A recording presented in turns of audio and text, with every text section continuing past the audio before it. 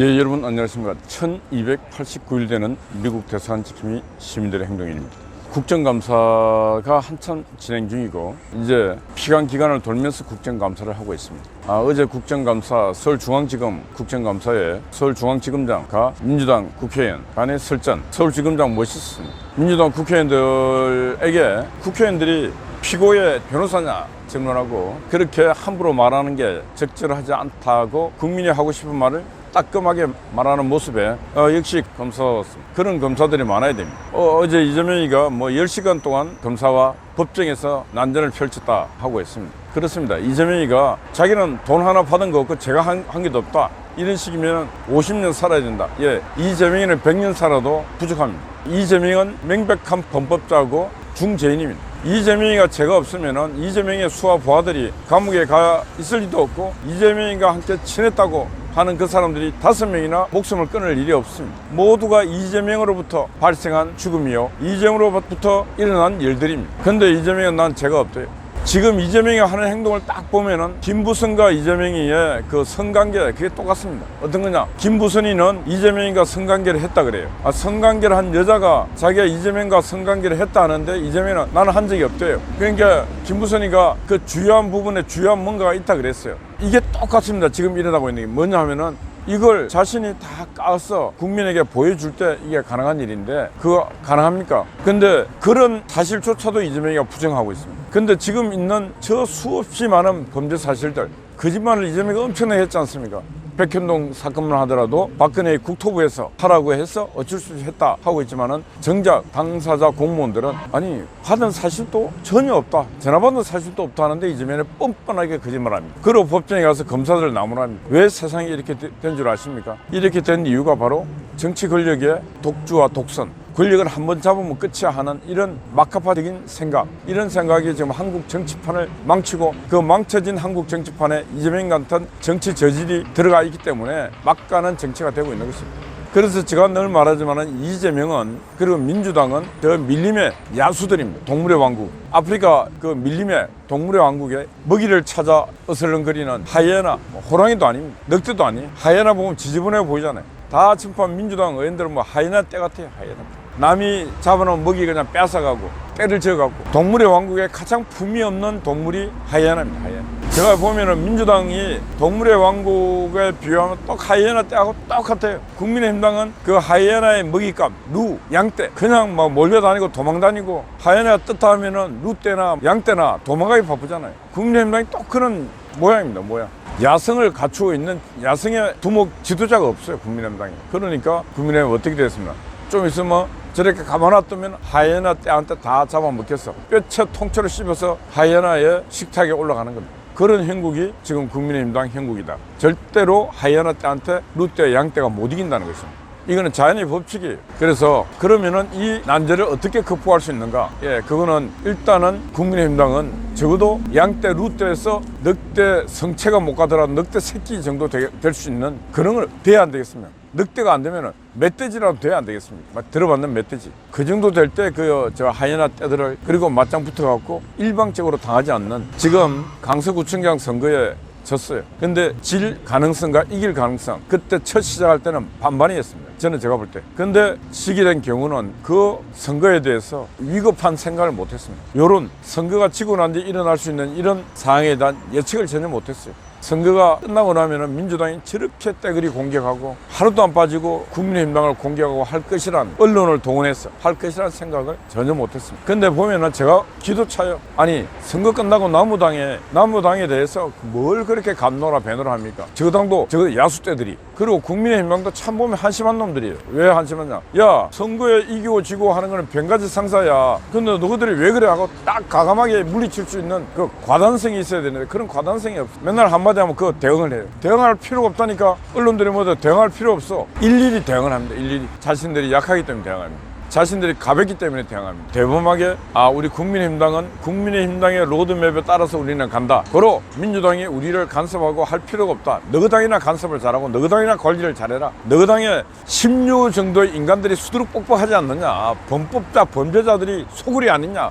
이런 얘기를 해야 되는데 그런 얘기를 할 인간이 없어요. 저처럼 이런 얘기를 하면 극우라 그래요. 국민의힘당은 바로 저같이 이렇게 과단성이게끔 뻔뻔하게 그 더 뻔뻔한 놈들을 나무랄 수 있는 그런 뭔가가 있어야 되는데 그런 뭔가가 없는 게 바로 국민의힘당이에요. 그러니까 맨날 바람 부는 대로 흔들리는 갈 때보다 더 많이 흔들리고 있고 동물의 세계 룻대나 양떼처럼 맨날 하이에나가 쫓겨다니는 그런 불쌍한 모양새를 갖고 있는 게 바로 국민의힘당이다. 그래서 끊임없이 이런 말을 하고 있음에도 불구하고 실행이 전혀 안 된다. 제가 김기현 대표에게 총선 불출마 선언을 하면서 백의종군하라 그래 하면서 담대하게 당을 이끌어가라 해도 그런 결단도 못 내려요. 그러니까 지도자라는 것은 어떤 상황이 발생할 때마다 뭔가 과단성 있는 결단을 내려야 됩니다. 내년 총선 불출마 선언해서 내년 총선이 압도적으로 이긴다면 김기현은 영웅이 되는 겁니다. 배지 하나 지가슴에 다는 것보다 영웅 김기현이가 돼서 다음 차기 정권 창출할 수 있는 1등 공로자가 되면 할 수 있는 게 참 많아요. 국회의원 배지 하나 다는 것보다 할 수 있는 게 너무 많은데도 그걸 못 봐요. 그걸 못 보는 자가 어떻게 지금 당을 이끌 지도자가 되겠습니까? 그러니 당이 맨날 자충우돌하고 당을 믿고 있는 모든 배우가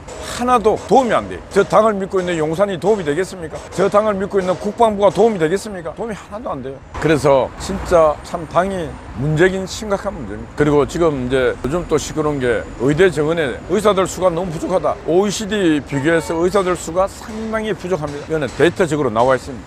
그리고 의사 수가 부족하다 하니까 또 어느 분들은 막 댓글 써서 대한민국만큼 5분 거리에 병원 있고 한 대 없다. 의사 많다. 뭐 이런 얘기도 합니다. 근데 근본적으로 의사 수가 부족하긴 부족합니다. 근데 두 번째는 의사들이 수술하다가 산부인과 같은 건데 아기 봤다가 기타 등등 뭔가 문제가 생겼을 때 의사들에게 의료 사고에 대해서 너무 가중하게 처벌하다 보니까 산부인과도 안 간대. 애 봤다가 뭐 애가 이제 만약에 사고가 났어.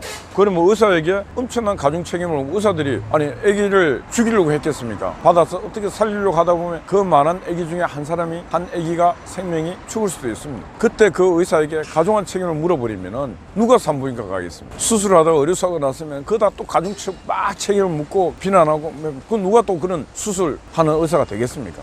그러는 게 천판다 뭐해 이 성형외과 그건 뭐 돈을 많이 버니까 우리나라처럼 이 여성들이 많이 뜯어고치는 나라도 없다 그래요. 그러니까 의사들이 천판다 의료 면허증 따갖고는 그런 데 가버리고 정작 소아과, 산부인과, 흉부, 신경외과 좀 필요한 부분은 안 간다는 거예요. 그리고 의사들이 또 시골 아니까 그게 다 서울로 올라와 버리고 그래서 뭐 결론적으로는 말하면은 의사 수련 늘려야 된다. 빠른 시간에 의대 정원도 해야 된다. 그런데 의사들 말 들으면서 문제가 뭐 있는가 이걸 들어주면서 의사 정원을 빨리 늘려야 된다. 지금 뭐 의대마다 50명 넘는 의대가 별로 없다는 거예요. 다 뭐 50명 이하로. 그래서 빨리 종합병원 있는 뭐 아산병원이든 삼성병원이든 연대 세브란스 뭐 이대 종합병원이 있고 의대생들이 빨리 인턴 레지던트 수련할 수 있는 그 병원들이 있는 곳은 의대 정원을 좀 늘려갖고 의사 수급을 빨리 확산시키고 특히 이제 지방 같은 데는 지방에 가는 의료인들에게는 뭔가 혜택도 줄 수 있는 그런 제도도 빨리 해서 지금 의사들 수 부족한 이 부분에 대해서 뭔가 조치를 빨리 취해야 된다. 이게 이제 도시 불균형 정책하고도 맞아떨어지는데 도시를 균형 발전시켜서 적어도 지방에도 한 40만 50만의 자급자족 도시 그 속에서 종합병원도 있고 백화점도 있고 이마트도 있고 학교도 초중고 학교가 국제 수준의 한국의 제일 학교들이 있고 그러면은 자급자족 도시가 50만씩 탁탁 생깁니다. 그럼 서울에서 지방으로 다 내려갑니다. 많이. 그런 장기적인 계획을 못하는 이유가 5년마다 정권이 바뀌니까 뭘 할 수가 있어야지. 지금 제일 큰 문제가 지금 저들끼리 속닥속닥 해서 국민에게도 안 알리고 행정 수도를 지금 세종시로 옮긴다고 지금 내년부터 공사 들어간대요. 근데 거기에 대통령이 직무할 직무실 국회 분원이 지금 있는 저 여의도에 있는 규모보다 더 크고 어마어마한 규모로 지금 공사가 내년에 들어간다.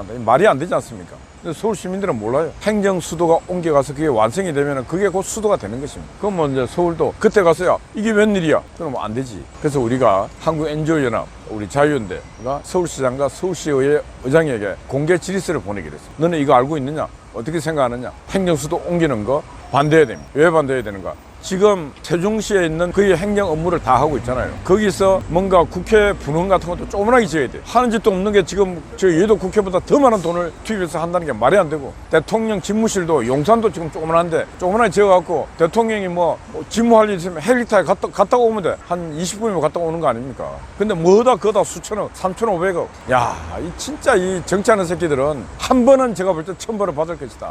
국가도 없고 국민도 없어요. 안중에도 없어. 국민이 피땀 흘려 낸 세금을 그냥 물쓰다 쓰겠습니다. 그래서 이런 불합리하고 부조리한 것을 막기 위해서라도 국민이 정신 차려야 되는데 이거 뭐 제가 볼 때는 정신 차리고 있는 국민이 어디 있는지 모르겠어요. 그래서 진짜 저는 우리 유튜브 지켜보는 분들이 뭐 계실지 몰라도 바깥에다가 건실한 정부, 건강한 정부를 저는 만들어야 된다. 그래서 저는 그 건실하고 건강한 정부 만드는 일에 저는 전념해서 반드시 뭔가 만들어낼 것입니다. 그리고 많은 분들이 제 생각에 동의도 하는 분들이 많습니다. 그렇지 않으면 이 나라를 지킬 수 없는 것 같습니다. 그래서 지금 현재 기성의 많은 분들은 애국운동 그대로 하시고 저는 국가의 내일을 위해서 뭔가 그런 건실한 정부를 만들어서 수도권 정부와 어깨를 나란히 해서 정책도 얘기하고 국가 비전도 얘기할 수 있는 그런 시스템을 만들겠다. 그런 생각입니다. 11일 후에 1300일입니다. 기념 행사를 오후 5시 이곳에서 진행하도록 하겠습니다. 다음 토요일 28일 토요일 날 오후 5시에 이곳에서 진행하도록 하겠습니다. 어제 낮부터 밤까지 우리 한가키님이 또 초소를 지켰습니다. 송화제 또 변함없이 초소를 지키고 있습니다. 함께해 주신 여러분들 파이팅입니다. 감사합니다.